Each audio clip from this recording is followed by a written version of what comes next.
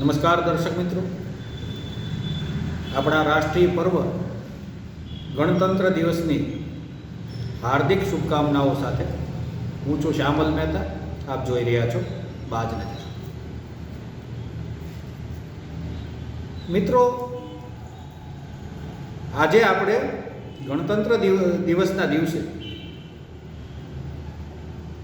આપણા પૂર્વજો જેમણે આઝાદીની લડાઈ લડી, આપણને સંવિધાન આપ્યું અને આપણને એક એવું મજબૂત સ્વાધીન ભારત આપ્યું, તેમનો ખૂબ ખૂબ આભાર માનવો પડે. 26 જાન્યુઆરી દર વર્ષે આવે છે, 15મી ઓગસ્ટ દર વર્ષે આવે છે અને આપણે જે જીવન જીવી રહ્યા છીએ આજના યુગમાં, તે આ આપણા પૂર્વજોની દેન છે.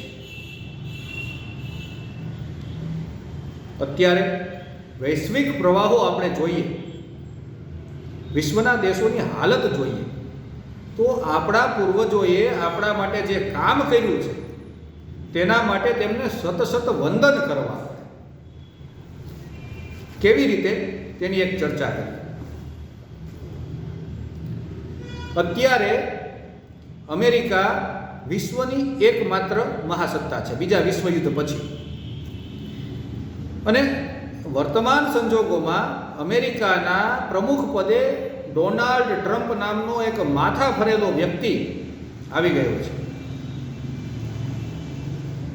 અને અમેરિકન ગણતંત્રની એક નબળાઈ જતી થઈ ગઈ છે કે આ માથા ફરેલો વ્યક્તિ વિશ્વના તમામ દેશો સાથે સંબંધો બગાડી રહ્યો છે, પરંતુ અમેરિકાના નાગરિકો તેને રોકી શકતા નથી. અમેરિકનોને ન ગમતી બાબત કઈ છે તો અમેરિકાના મિત્ર રાષ્ટ્રો ઓસ્ટ્રેલિયા થાય, ઇંગ્લેન્ડ છે, યુરોપના દેશો છે, કેનેડા છે, આ બધા દેશો સાથે અમેરિકન રાષ્ટ્ર પ્રમુખ ડોનાલ્ડ ટ્રમ્પ એક વેસલ કન્ટ્રી જેવું તેમની સાથે વર્તન કરી રહ્યા છે. તેમને પોતાના ખંડિયા દેશો સમજી રહ્યા છે અને પરિણામ શું આવ્યું છે કે આજે યુરોપના દેશો, કેનેડા વગેરે દેશો જે અમેરિકાના મિત્ર રાષ્ટ્રો છે તે અમેરિકાની સામે ધરી બનાવી રહ્યા છે. ભારત સાથે આવું નથી થતું. તેનું કારણ આપણા પૂર્વજોએ જે ફાઉન્ડેશન બનાવ્યું છે તેના કારણે આ એક તરંગી મગજનો શાસક અમેરિકાનો તે ભારતને પોતાના ઈશારા પ્રમાણે નચાવી શકતો નથી. તો કોઈ પણ વ્યક્તિ એમ કે ભાઈ યુરોપના દેશો તો વિકસિત છે, કેનેડા વિકસિત છે, આર્થિક રીતે સમૃદ્ધ છે, પરંતુ તેઓ મોટા પ્રમાણમાં અમેરિકા પર આધારિત છે, જ્યારે ભારત સ્વાધીન છે અને અમેરિકાના મિત્ર રાષ્ટ્રો પરાધીન હોય તેવી દશામાં આવી ગયા છે. તેઓ આર્થિક રીતે, પ્રથમ વાત કરીએ આર્થિક મુદ્દાની, તો આર્થિક રીતે અમેરિકા પર આધારિત છે. કેનેડાની વાત કરીએ તો કેનેડાની 67% નિકાસ અમેરિકામાં થાય છે.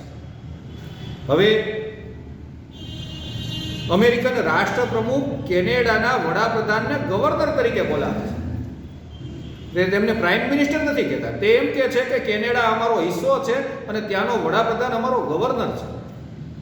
અને ચીન સાથે એક વેપાર કરાર કરવાની જ્યારે વાત થઈ ત્યારે ડોનાલ્ડ ટ્રમ્પે એમ કહી દીધું કે જો કેનેડા આવું કરશે તો અમે તેના પર 100% ટેરિફ નાખી દઈશું.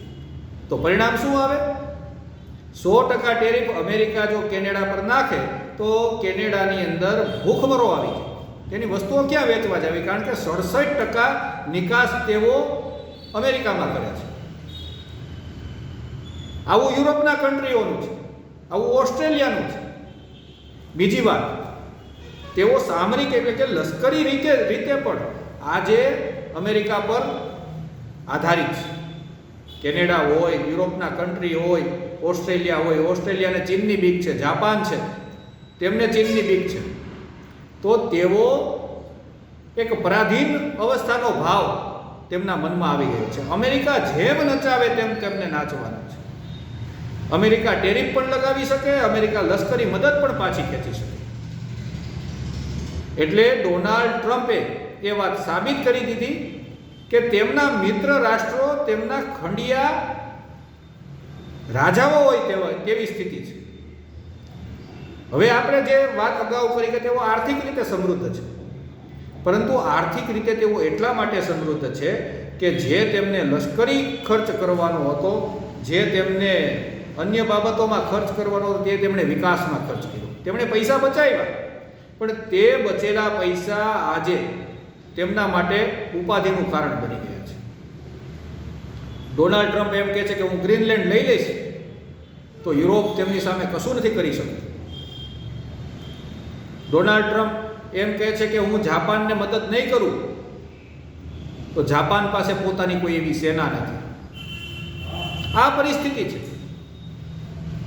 અને ભારતના પૂર્વજોને આપણે વંદન એટલા માટે કરીએ છીએ કે 50% જેટલા ટેરિફ કેટલાય સમયથી આ તરંગી ટ્રમ્પે ભારત પર ઇમ્પોઝ કરી દીધા હોવા છતાં ભારતનું રૂવાડું ફરક્યું નથી. લશ્કરી તાકાતમાં પણ ભારત આજે આત્મનિર્ભર છે, અમેરિકા પર નિર્ભર બિલકુલ નથી. આ સ્વાધીન ભારત છે. જ્યારે અમેરિકાના મિત્ર દેશો પરાધીનતાનો અનુભવ કરી રહ્યા છે, વિકસિત દેશો પરાધીનતાનો અનુભવ કરી રહ્યા છે, આર્થિક સમૃદ્ધ દેશો પરાધીનતાનો અનુભવ કરી રહ્યા છે, ત્યારે ભારત આજે ઊંચું માથું રાખીને હિમાલયની જેમ અડગ ઊભું છે. તાજેતરમાં યુએનની અંદર ઈરાન વિરુદ્ધનો એક પ્રસ્તાવ હતો કે ઈરાનની અંદર તાજેતરમાં બળવો થયો ને એ બળવાની અંદર અનેક લોકોના મૃત્યુ થયા, તો તેમનો એક નિંદા પ્રસ્તાવ રજૂ થયો. એ નિંદા પ્રસ્તાવનો વિરોધ ભારતે કર્યો. આ ભારતની સ્વતંત્ર વિદેશ નીતિનું પરિણામ છે.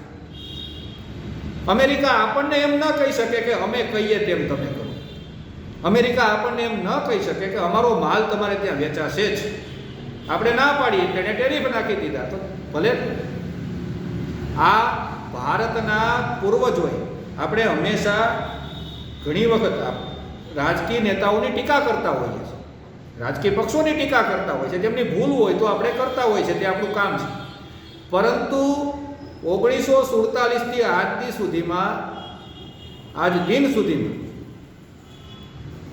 ભારતના નેતાઓને એક બાબતની ક્રેડિટ આપવી પડે કે પાર્ટી કોઈ પણ હોય, ભારતની નીતિઓ હંમેશા સારી રહી છે. અને તેના કારણે જ ભારત આજે મજબૂતાઈપૂર્વક અમેરિકાની આડોડાઈની સામે અડગ ઊભું છે. આજે વિશ્વના દેશો ભારતની સામે જોઈ રહ્યા છે. યુરોપિયન યુનિયન, જેમાં અનેક દેશો છે, યુરોપ ખંડના અનેક દેશો છે, એ યુરોપિયન યુનિયન અમેરિકા પરથી પોતાનું પરાધીનતા ઘટાડવા માટે ભારત સાથે વેપાર કરાર કરવા આતુર છે.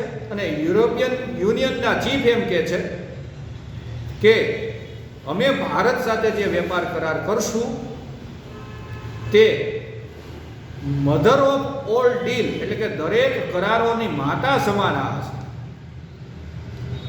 ફ્રાન્સના પ્રમુખ ઇમેન્યુઅલ મેક્રોન એમ કહે છે કે ભારત ક્યારેય અમેરિકાનું વેસલ કન્ટ્રી, એટલે કે ખંડિયું રાષ્ટ્ર નહીં બને. આ વિશ્વની અંદર ભારતની છાપ છે.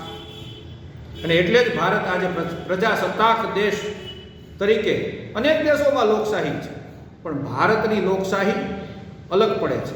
તેના માટે ભારતની જનતા અને ભારતના રાજકીય પક્ષોનો પણ આભાર માનવો પડે. અને આ દેશ અત્યારે વિશ્વ જ્યારે આફતમાંથી પસાર થઈ રહ્યું છે, ત્યારે ભારત એ આફતમાંથી અવસર મળતો હોય તેવું દેખાય છે. વિશ્વના અનેક દેશો ભારત સાથે વેપારિક સમજૂતીઓ કરવા તત્પર બન્યા છે. અને સામરિક એટલે કે લશ્કરી રીતે પણ ભારત આત્મનિર્ભર ઘણું ખરું બની ચૂક્યું છે. એમાં આજના પ્રજાસત્તાક દિવસે ગણતંત્ર જે આપણું છે તે કેટલું મજબૂત છે તેના માટે તેના રચયિતાઓ, આપણા આઝાદીના લડવૈયાઓ દરેકને સતત વંદન કરવા પડે, દરેકનો હૃદયથી દિલથી આભાર માનવો પડે. કારણ કે આપણે જે સ્વમાનથી સ્વાભિમાનથી ઊભા છીએ, જે અત્યારે આપણે ફ્રીડમ ઓફ સ્પીચ દરેક વાત આપણી કહી શકીએ છીએ, વિશ્વમાં ભારતનું અલગ સ્થાન છે, તેનું કારણ એકમાત્ર સ્વાધીન ભારત છે. અને એ સ્વાધીન ભારતના નિર્માતાઓને આજના દિવસે તેમનો ખૂબ ખૂબ આભાર સાથે તેમને સત વંદન. જય હિન્દ, જય ભારત.